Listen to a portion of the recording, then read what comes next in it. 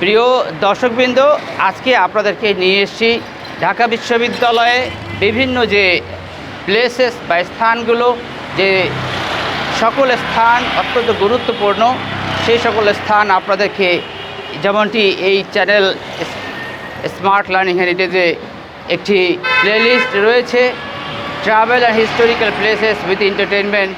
এই প্লেলিস্টের এই উপাদান আমরা উপস্থাপন করতে যাচ্ছি। এই ভিডিও ক্লিপে আপনারা দেখতে পাবেন এক নজরে ঢাকা বিশ্ববিদ্যালয়, অর্থাৎ আমরা যে কথাগুলো বলছি যে এই ঢাকা বিশ্ববিদ্যালয়ের বিভিন্ন যে স্থাপনা, এই স্থাপনাগুলো আমরা দেখাবো এই ভিডিও ক্লিপে, এবং আশা করি আপনারা উপভোগ করবেন। একটু দেখানোর আগে ঢাকা বিশ্ববিদ্যালয়ের সেই ইতিহাস একটু বলি, আপনাদের জন্য জ্ঞান বৃদ্ধি হবে, নলেজ বৃদ্ধি হবে এবং তথ্য উপাত্ত আপনাদের সামনে উপস্থাপিত হবে। দর্শকবৃন্দ, সেই ব্রিটিশ কলোনিয়াল পিরিয়ডে যখন ইন্ডিয়ান লেজিসলেটিভ কাউন্সিল দ্বারা 1920 সালে ঢাকা ইউনিভার্সিটি অ্যাক্ট, ঢাকা বলতে DACCA, এটি ছিল বানান, সেই বানান থেকে আজকের এই ঢাকা শব্দটি এসছে। এই ঢাকা বিশ্ববিদ্যালয় তখন যে আইন পাশ করা হয়, সেই আইনের বলেই জুলাই মাসের 1 তারিখ 1921 সালে এই ঢাকা বিশ্ববিদ্যালয় প্রতিষ্ঠিত হয়। দর্শকবৃন্দ, এই ঢাকা বিশ্ববিদ্যালয় যারা প্রতিষ্ঠা করেছিলেন তাদের মধ্যে উল্লেখযোগ্য নাম আমরা যদি খুঁজে পাই ইতিহাসের পাতায়, আমরা দেখতে পাই নবাব সালিমুল্লাহ বাহাদুর খাজা সাহেব, এবং তারপরে রয়েছে নাম যার, সেটি হচ্ছে Nawab Syed Ali Chowdhury, sir Ashutosh Mukherjee, sir Philip Joseph Hartog. এই ব্যক্তিদের নাম বিশেষভাবে আমরা খুঁজে পাই।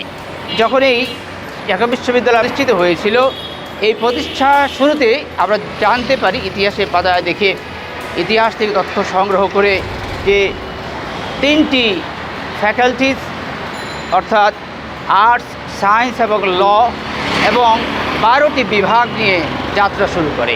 বর্তমানে যেখানে 13টি ফ্যাকাল্টিজ, 83 ডিপার্টমেন্ট এবং 12টি ইনস্টিটিউট নিয়ে এই ঢাকা বিশ্ববিদ্যালয় তার সকল কার্যক্রম পরিচালনা করছে।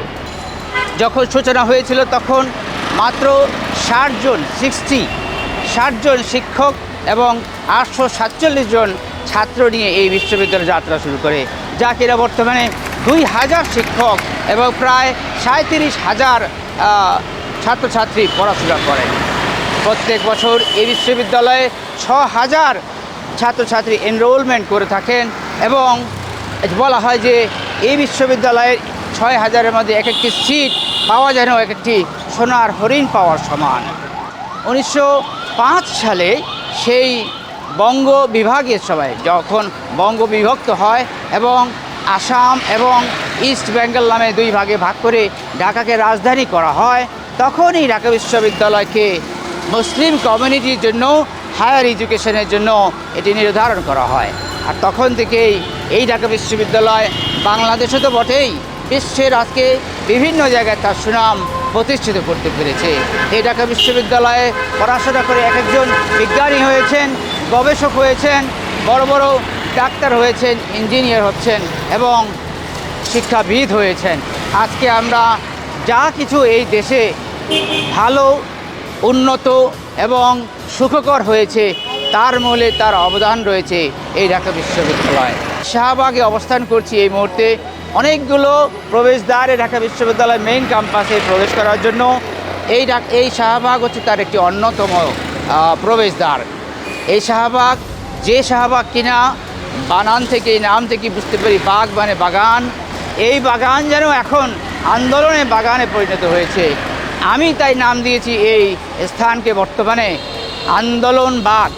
আবার বলছি আন্দোলন বাগ।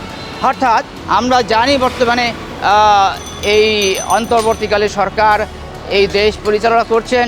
অন্তর্বর্তীকালে সরকারের প্রধান উপদেষ্টা বাসভবন, যে কোনো দাবি দেওয়া, যে কোনো আন্দোলনের ক্ষেত্রে আমরা দেখি অত্র এলাকা পুরোটাই দখল করে নিয়ে আন্দোলনের একটি বাগানে পরিণত করা হয়েছে। এই এলাকা এমন একটি এলাকা যেখানে হাসপাতাল, সরকারি সকল অফিস এবং বিশ্ববিদ্যালয়তে অবশ্যই প্রবেশদ্বার, সকল প্রবেশদ্বার বন্ধ হয়ে যায় এইখানে আন্দোলন করার কারণে, রাস্তা ব্লক করার কারণে। দর্শকবৃন্দ, এখন আমার এই প্রাণ প্রিয় ঢাকা বিশ্ববিদ্যালয়ের অত্যন্ত গুরুত্বপূর্ণ। এবং আমি যখন পড়াশোনা করেছি 1995-96 সেশনে ভর্তি হয়ে প্রায় 2000 সাল পর্যন্ত, এবং 2000 সাল অতিক্রম করে সে 2003 সালে আমার মনে পড়ে যে আমি এই বিশ্ববিদ্যালয় থেকে গ্রাজুয়েশন, BBA, MBA কমপ্লিট করে বেরিয়েছি।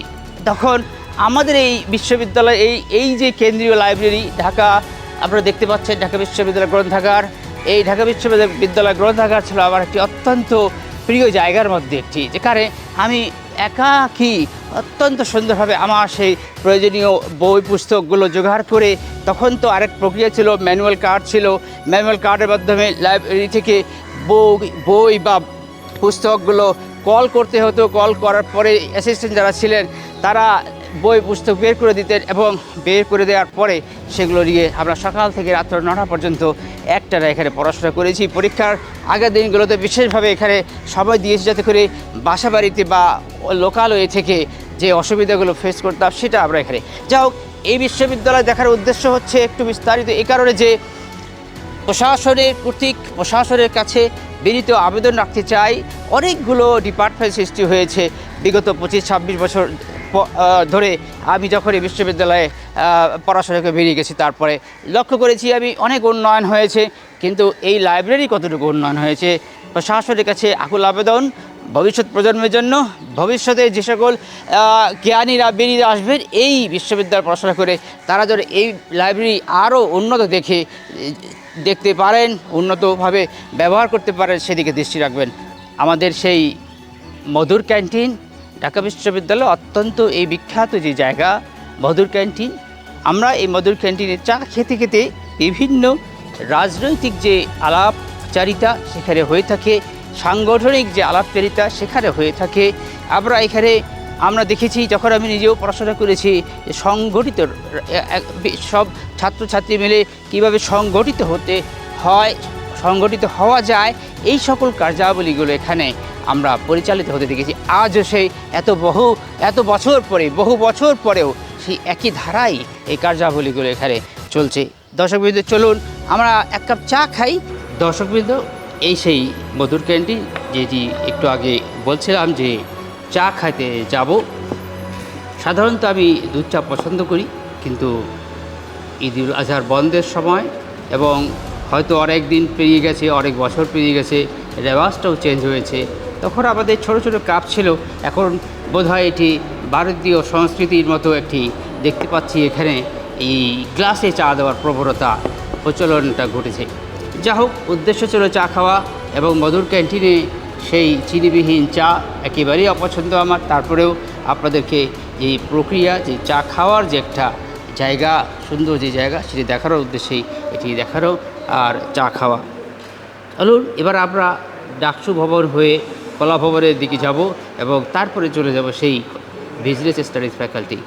দর্শকবৃন্দ, আমরা এখন উপস্থিত রয়েছি এই ডাকসু ভবনের সামনে, যেটি বলা হচ্ছে, দেখুন, ঢাকা বিশ্ববিদ্যালয়ের কেন্দ্রীয় ছাত্র সংসদ, অর্থাৎ এই সংসদীয় যে কার্যাবলী, এই প্র্যাকটিস চর্চা করার জন্য এটি সেই ভবন বা সেই স্থান যেখানে সংসদীয় কার্যাবলী শিখে আমরা যারা যে সকল ছাত্রছাত্রীবৃন্দ আমরা দেশ পরিচালনায় এগিয়ে যাব, দেশ পরিচালনায় অংশগ্রহণ করব, তার যে মক স্টাডি, তার যে মক কার্যক্রম, সেটা এখান থেকে পরিচালনা হয়ে থাকে বা হওয়া উচিত।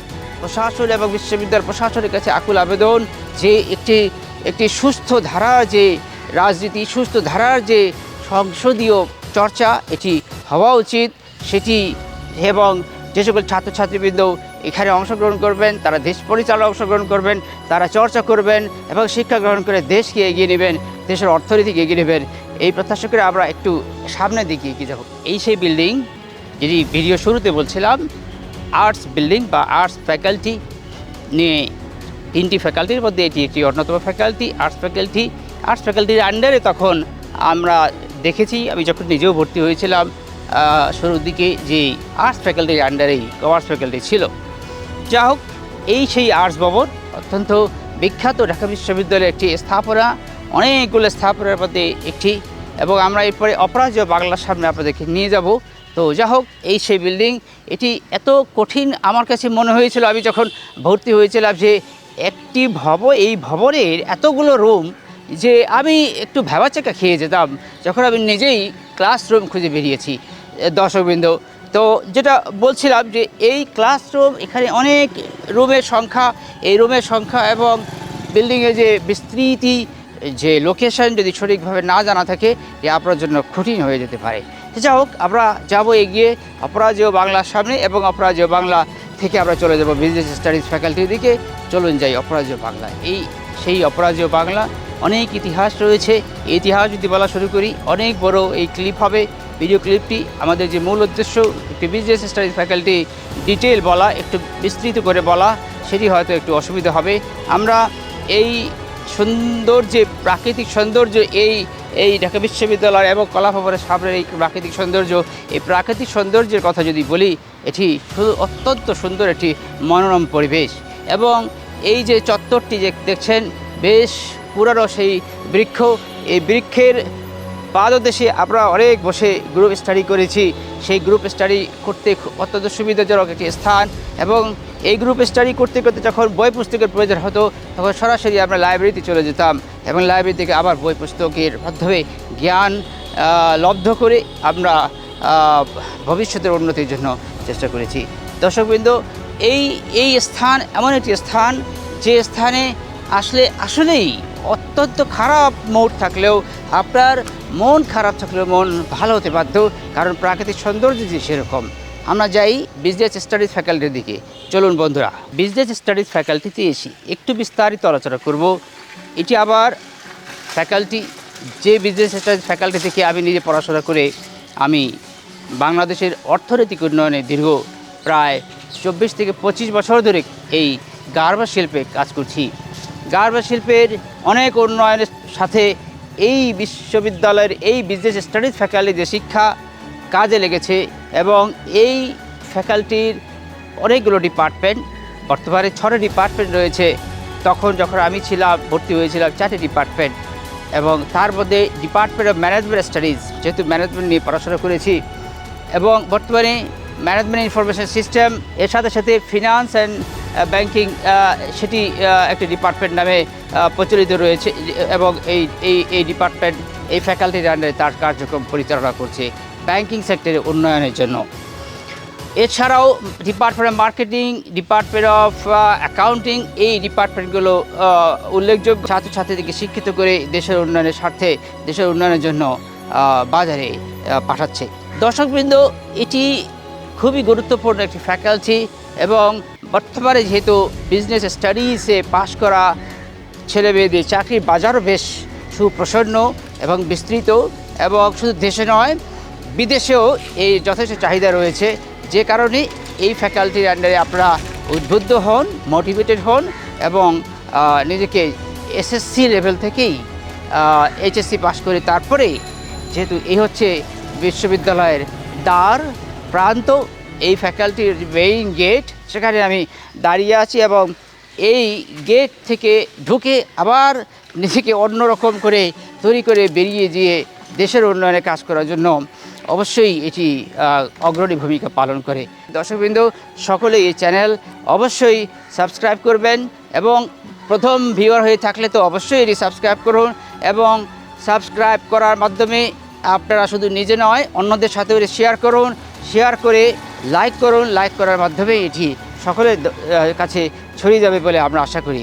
আজকের মতো এখানে শেষ করছি। আল্লাহ হাফেজ। কলা ভবনে, এবং কলা ভবনের এই ঈদুল আজহার বন্ধ চলছে। ঈদুল আজহার বন্ধকালীন সময়ে আমাদের সেই ডেডিকেটেড, যাকে আমরা বলেছি যে আমাদের নিবেদিত প্রাণ কর্মচারী কর্মকর্তাবৃন্দ, তার মধ্যে আমি উপস্থিত রয়েছি আমাদের কলা ভবনের প্রধানকে, যে কর্মচারী দায়িত্বরত রয়েছেন দেখাশোনার জন্য তার কাছে, এবং তার কাছে আমি প্রশ্ন করছি, এই যে স্মার্ট লার্নিং হেরিটেজ, এই স্মার্ট লার্নিং হেরিটেজ যে ইউটিউব চ্যানেলটি আপনি দেখেছেন, দেখে আপনার এই সম্বন্ধে অভিব্যক্তি এবং আপনার কিছু কথা শোনার জন্য বিনীত অনুরোধ জানছি। দেখেছি মোটামুটি শিক্ষণীয় অনেক কিছু আছে, এবং আরও কিছু শিখতে পারবো আমরা এই চ্যানেলের মাধ্যমে, এবং উজ্জ্বল ভবিষ্যৎ কামনা করি। ধন্যবাদ, আপনাকে অসংখ্য ধন্যবাদ।